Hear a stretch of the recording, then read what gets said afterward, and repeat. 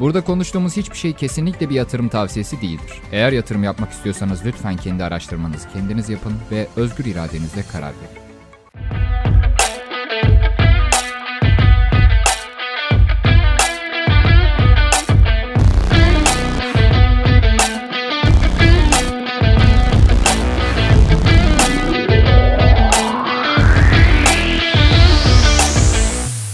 NFT. Bugünlerde her yerde adını duyduğumuz ve herkesin az çok fikir sahibi olduğu bir konu. Tüm kripto evrenini ele geçirmişler gibi görünüyor. Birçok kişi NFT'lerin birer dijital sanat eseri olmasının yanında herhangi bir işlevinin olmadığını düşünüyor. Ancak biz bugünkü incelememizde NFT'lerin bu özelliğinin yanında başka hangi işlere yaradıklarını da göstermeye çalışacağız. Aslında düşündüğünüzün aksine birçok alanda hayatımıza girmeye hazır görünüyorlar. Çok yakın bir gelecekte ise her yerde NFT'lerle karşılaşabileceğiz. Bugün videomuzda sizlere 10 farklı NFT kullanımından bahsedeceğiz. Eğer bizim anlattıklarımızın dışında sizin de bildiğiniz farklı kullanım alanları varsa lütfen bizimle yorumlarda paylaşın. NFT'lerin ya da diğer adıyla değiştirilemez jetonların artan popülerliği hepimizi meraklandırdı.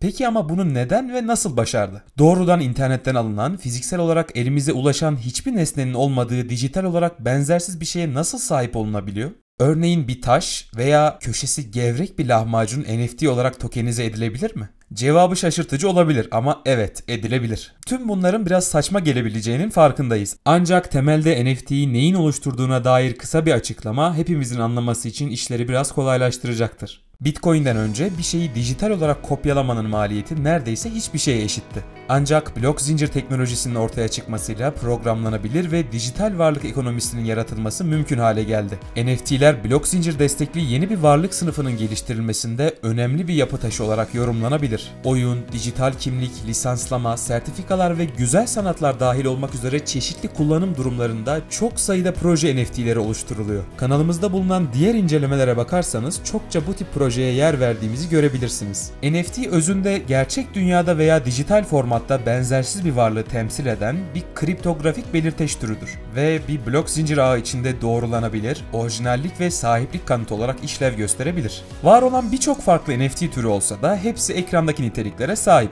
Bu sebeple NFT'ler sabit, eşsiz, kalıcı, kanıtlanabilir derecede az, sahteciliğe karşı dayanıklı, içsel blok zincir destekli değere sahip. Bu özellikler göz önüne alındığında NFT'lerin birçok alanda farklı işlevlere sahip olarak gündelik hayata dahil olabileceğini görüyoruz. Yani NFT'lerin birer resim olmaktan ziyade gerçek dünyada tam işlevli çalışabilen bir blok zincir elemanı olmasından bahsediyoruz. Peki bunlar ne olabilir? Hadi gelin hep birlikte bakalım. İlk olarak sanat NFT'leri. Şu anda dijital sanat piyasadaki en yaygın NFT kullanımına örnek.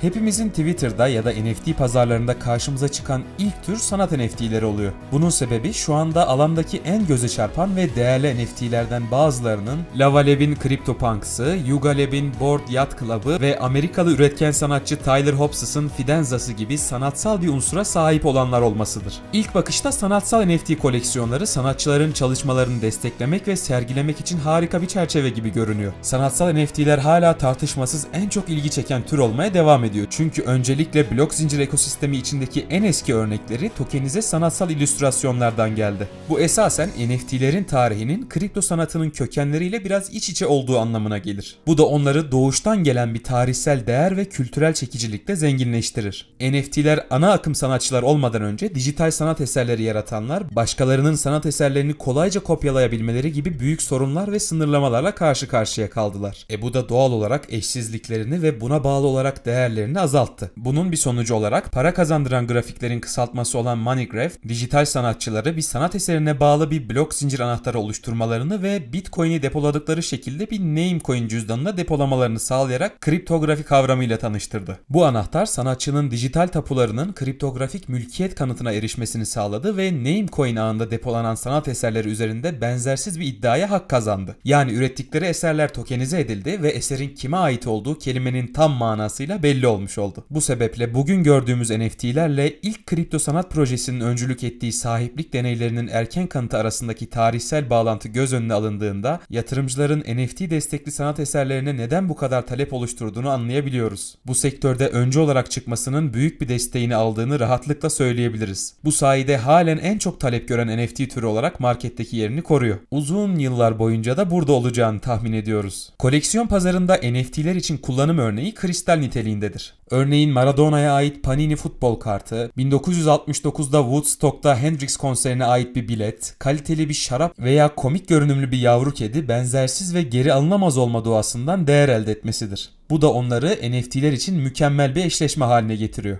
Bugün olduğu gibi Market Decipher'a göre küresel koleksiyon pazarı 400 milyar dolardan fazla değerleniyor ve 2021 ve 2028 yılları arasında yıllık %7 bileşik büyüme hızında büyümesi bekleniyor. Ve tahminlere göre 2031 yılına kadar 628 milyar dolara ulaşabilir. Toplam NFT pazarının büyüklüğüyle ilgili bir tahmininiz varsa lütfen bizimle paylaşın. Bu sebeple NFT'lerin ve güzel sanatların bir araya nasıl geldiğine benzer şekilde koleksiyon pazarının benzersizlik ve blok zincir destekli değerle birleşmemesi gibi bir durum olamazdı. Bunun nedeni NFT'lerin koleksiyon ögeleri için mükemmel bir uyum haline getiren nadir dijital varlıklar etrafında merkeziyetsiz, yenilikçi bir pazarın geliştirilmesinin önünü açmasıdır. NFT koleksiyonlarının son bir yıldır eriştiği rakamlara 2031'e kadar yapılan 628 milyar dolarlık değerlendirme aslında çok da uzak görünmüyor. 2021'in başından bu yana çok sayıda üst düzey spor şirketinin, takımın ve sporcunun benzersiz oyun içi anlar yaratmak için NFT teknolojisini benimsediklerini gördük. Bunun en göze çarpan örneklerinden biri taraftarlara basketboldaki en ikonik anlardan bazılarını sunmaya odaklanan bir NFT pazarı olan NBA Top Shot'tır. NBA Top Shot'ta listelenen her video klip Dapper'ın kendi tescilli blok zincir flow'unda bir NFT olarak temsil edilir ve daha sonra doğrudan Top Shot'ın pazarında satın alınabilir, satılabilir ve takas edilebilir. NBA bir tarafta dursun, şimdi NBL ve UFC gibi diğer sporların da NFT pazarına girdiğini görüyoruz. Bununla birlikte NFT'ler için mevcut birçok kullanım örneğine kıyasla spor ve eğlence endüstrileri birçok kişi tarafından NFT teknolojisinin en mantıklı ve ekonomik olarak en umut verici uygulamalar arasında görülüyor. NFT kullanımındaki bir sonraki durağımız müzik ve burada tüm sektörü yeniden şekillendirme potansiyeline sahip olabilirler. 1877'de ses kaydının icadından bu yana müzik endüstrisi teknolojiyle sıkı sıkıya bağlı. İlk kaydın ortaya çıkışından modern elektronik sesin yükselişine kadar teknik gelişmeler müziğin nasıl üretildiğini, gerçekleştirildiğini, korunduğunu ve tüketildiğini her zaman şekillendirdi. Bugün müziğin neredeyse tamamen Spotify veya Apple Müzik gibi merkezi yayın platformları üzerinde hakim olduğu bir dönemde yaşıyoruz.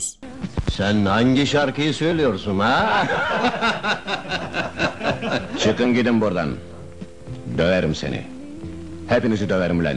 Günümüzde sanatçıların ve müzisyenlerin sektörün doğası gereği adaletsiz yapısı nedeniyle gelir elde etmesi her geçen gün daha da zorlaşıyor. Örneğin çoğu müzisyen dinlenme başına 1 kuruş gibi komik rakamlarda ücretler alırlar. Büyük kitlelere sahip sanatçılar için gerçekten karlıdır. Ancak belirli oranlarda dinlenen kullanıcılar için durum pek de öyle gelişmiyor. Aslında 2019 ve 2020 verileri dinlenme gelirlerinin %90'ının sanatçıların %1'ine gittiğini gösteriyor. Bu da müzik endüstrisinde büyük ölçüde orantısız ve hiyerarşik bir yapının varlığını gözler önüne seriyor. Yani anlayacağınız zengini daha çok zengin eden acımasız bir yapıya doğru ilerliyor. Şimdi tüm müzisyenler derin bir nefes alsın ve rahatlasın. NFT'ler bunların hepsini değiştirmeye hazır.